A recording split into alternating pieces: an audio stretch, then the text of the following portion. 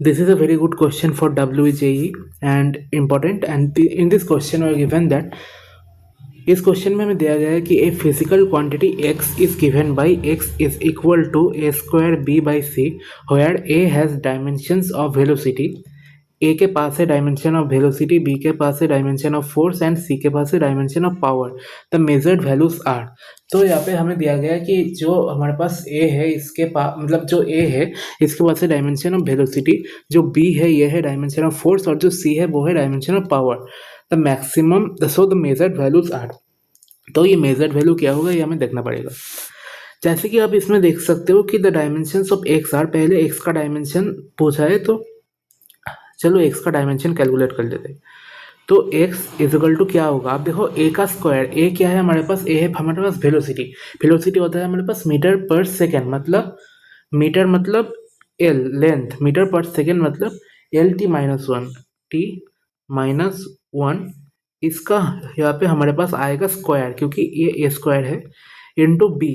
B क्या है as dimension of force, और फोर्स जो होता है हमारे पास वो होता है K G metre per second square. So m1 l1 t minus two, M L T minus to, ये हो गया हमारे पास फोर्स। और जो यहाँ पे हमारे पास सी है, सी यहाँ पे बोला गया है कि पावर, पावर क्या होता है, पावर होता है force into velocity. So M L T minus two as it is आएगा, और जो एल टी माइनस वन है वो एज इट, और जो एल टी माइनस वन है वो यहाँ पे आ जाएगा।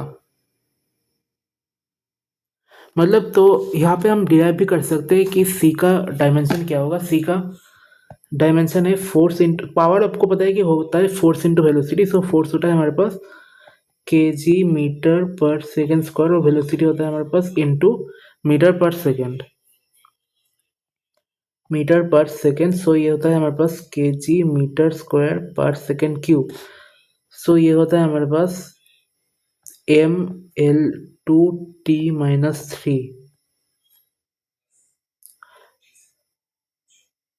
सो ये नीचे आ जाएगा हमारे पास M L two T minus three.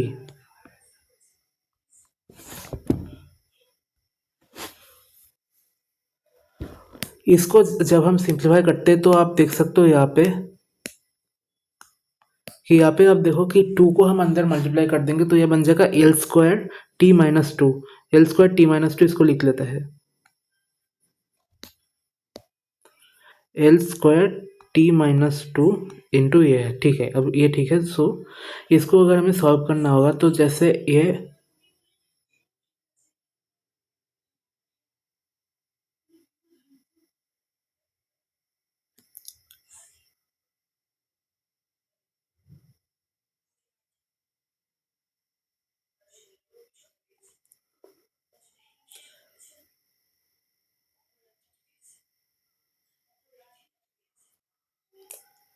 इसको जो पहले ये था एज इट इज़ रख लेना। पहले ये क्या था हमारे पास, पहले ये था एल टी माइनस वन, इसका होल स्क्वायर ये पहले था, तो ये एज इट इज़ रख लेना। और इसके बाद हमें सॉल्व करना होगा। जैसे कि इसके बाद अगर हम सॉल्व करते हैं तो ये देखो कि ये जो एल है इससे मतलब एल का स्क्वायर यहाँ पे ऑलरेडी है, तो इससे ये एल स्क्वायर कट जाएगा हमारे पास।